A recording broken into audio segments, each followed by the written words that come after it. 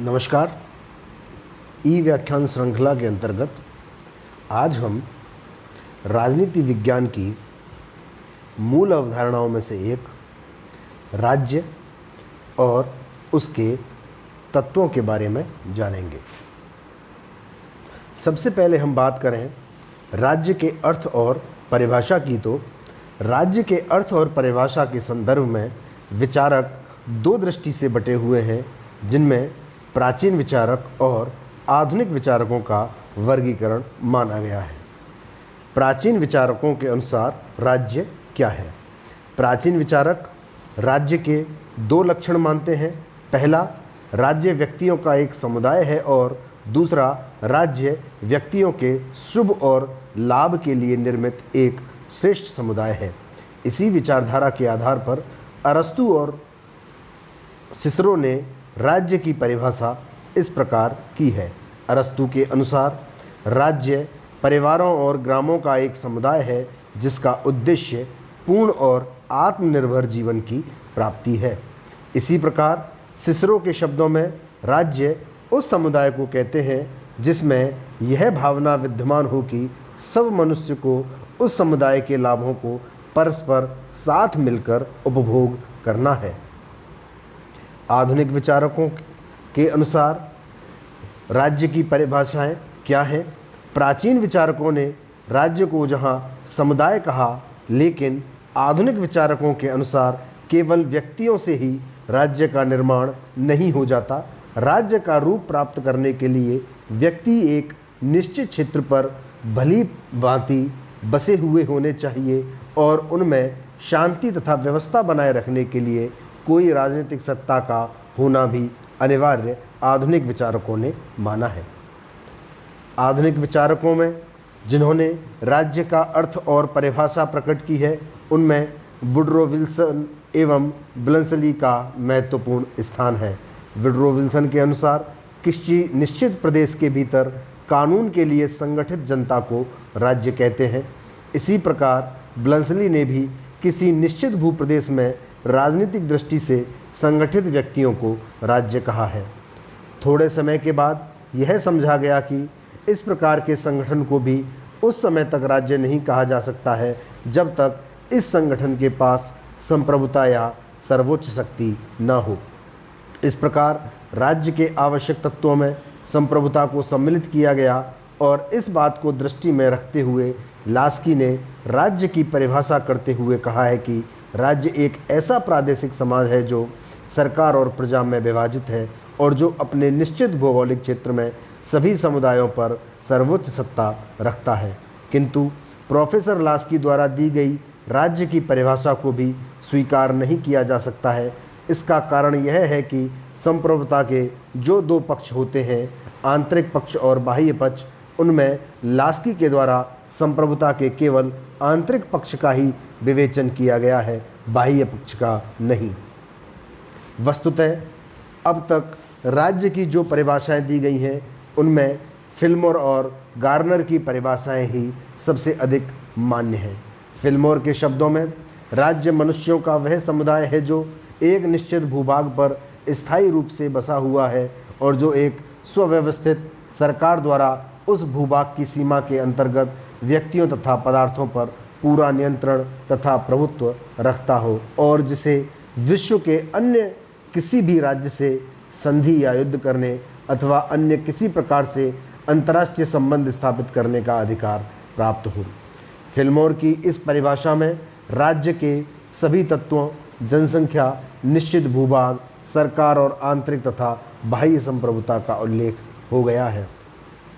इसी प्रकार गार्नर के अनुसार राजनीति विज्ञान और सार्वजनिक कानून की धारा के रूप में राज्य संख्या में कम या अधिक व्यक्तियों का एक ऐसा संगठन है जो किसी प्रदेश के निश्चित भूभाग में स्थायी रूप से रहता हो, जो बाहरी नियंत्रण से पूर्णतः स्वतंत्र या लगभग स्वतंत्र हो और जिसका एक ऐसा संगठित शासन हो जिसके आदेश का पालन नागरिकों का विशाल समुदाय स्वाभाविक रूप से करता हो। गार्नर की इस परिभाषा में भी राज्य के चारों तत्वों, जनसंख्या, भूमि, शासन एवं संप्रभुता का उल्लेख होता है। अब हम बात करते हैं उपयुक्त परिभाषाओं के आधार पर राज्य के 4 तत्व परिलक्षित हुए हैं, जिनमें पहला है जनसंख्या। मानव के सामाजिकता के गुण के आधार पर राज्य का जन्म हुआ और व्यक्तियों से मिलकर ही राज्य का निर्माण होता है। अतः सभी विद्वान जनसंख्या को राज्य के आवश्यक तत्व के रूप में स्वीकार करते हैं। लेकिन एक राज्य के अंतर्गत कितनी जनसंख्या होनी चाहिए, इस संबंध में विद्वानों के विचारों में पर्याप्त मतभेद है और अपनी कल्पना की आदर्श शासन व्यवस्था तथा राज्य की शक्ति के संबंध में अपने विचारों के आधार पर विभिन्न विद्वानों ने अलग अलग विचार व्यक्त किए हैं। प्लेटो, अरस्तु, रूसो आदि विद्वान प्रत्यक्ष प्रजातंत्र शासन को श्रेष्ठ समझते थे, क्योंकि प्रजातंत्र के इस रूप को थोड़ी जनसंख्या वाले राज्य में ही अपनाया जा सकता है। अतः प्लेटो ने अपनी पुस्तक रिपब्लिक में आदर्श राज्य का चित्रण करते हुए कहा है कि एक आदर्श राज्य में 5040 नागरिक होने चाहिए। इसी प्रकार अरस्तु के अनुसार राज्य की जनसंख्या लगभग 10,000 होनी चाहिए। दूसरी ओर हिटलर, मुसोलिनी तथा अन्य अनेक अतिवादी विचारकों का विचार है कि राज्य एक शक्ति है और यह शक्ति ठीक प्रकार से कार्य कर सके, इसके लिए आवश्यक है कि इसमें अधिकतम जनसंख्या हो। निश्चित क्षेत्र या भूभाग भी राज्य का एक अनिवार्य तत्व है। डिग्विट और सीले आदि कुछ विद्वानों ने तो निश्चित क्षेत्र को राज्य के आवश्यक तत्व के रूप में स्वीकार नहीं किया है, किंतु एक निश्चित क्षेत्र के अभाव में व्यक्तियों द्वारा व्यवस्थित जीवन व्यतीत नहीं किया जा सकता है। इसलिए वर्तमान समय में सभी विद्वान निश्चित क्षेत्र को राज्य के आवश्यक तत्व के रूप में स्वीकार करते हैं।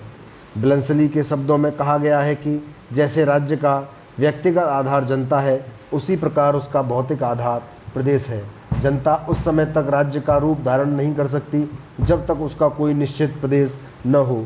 इस संबंध में यह भी स्मरणीय है कि राज्य के आवश्यक तत्व के रूप में भूमि का अभिप्राय केवल क्षेत्र से ही नहीं है, अपितु इसके अंतर्गत वे सभी प्राकृतिक साधन भी सम्मिलित होते हैं जो किसी देश को स्थल, जल और वायु में प्राप्त हो। अर्थात किसी राज्य में विद्यमान नदियाँ, सरोवर, झीलें, खनिज पदार्थ, राज्य से 12 मील तक का समुद्र और वायुमंडल सभी भूमि के अंतर्गत ही आते हैं। सरकार भी राज्य का अनिवार्य तत्व है।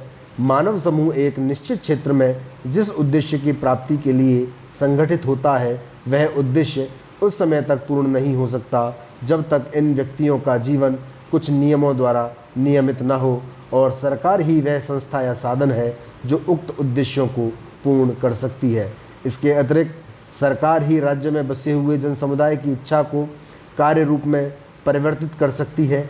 सरकार के अभाव में सभी लोग अपने अपने हितों की भाषा में अलग अलग स्वर से बोलेंगे और कोई भी निश्चित मत पर नहीं पहुंच सकेगा। इस प्रकार राज्य का अत्यंत महत्वपूर्ण तत्व सरकार है। सरकार का कोई ऐसा निश्चित रूप नहीं है जो सभी राज्यों में मान्य हो। सरकार राजतंत्रात्मक, कुलीन तंत्रात्मक या प्रजातंत्रात्मक किसी भी प्रकार की हो सकती है। यद्यपि वर्तमान समय में प्रजातांत्रिक सरकार का स्वरूप ही सर्वाधिक लोकप्रिय है।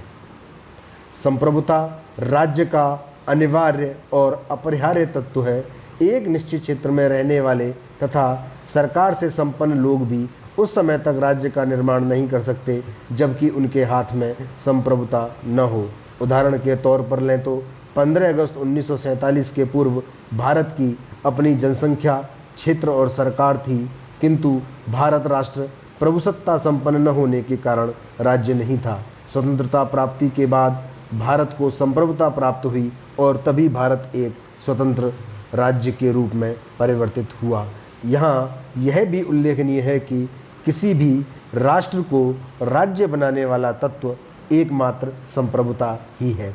राज्य की संप्रभुता से तात्पर्य है कि राज्य आंतरिक रूप से उत्तम हो, अर्थात अपने क्षेत्र में स्थित सभी व्यक्तियों और समुदायों को आज्ञा प्रदान कर सके और वह बाहरी नियंत्रण से मुक्त हो, अर्थात दूसरे राज्यों के साथ अपनी इच्छा अनुसार संबंध स्थापित कर सके। किंतु यदि कोई राज्य स्वेच्छा से अपने ऊपर किसी प्रकार का प्रतिबंध स्वीकार कर लेता है तो इससे राज्य की संप्रभुता समाप्त नहीं हो जाती है। उदाहरण के लिए संयुक्त राष्ट्र संघ के सदस्यता से विभिन्न राज्यों की संप्रभुता सीमित नहीं हुई है।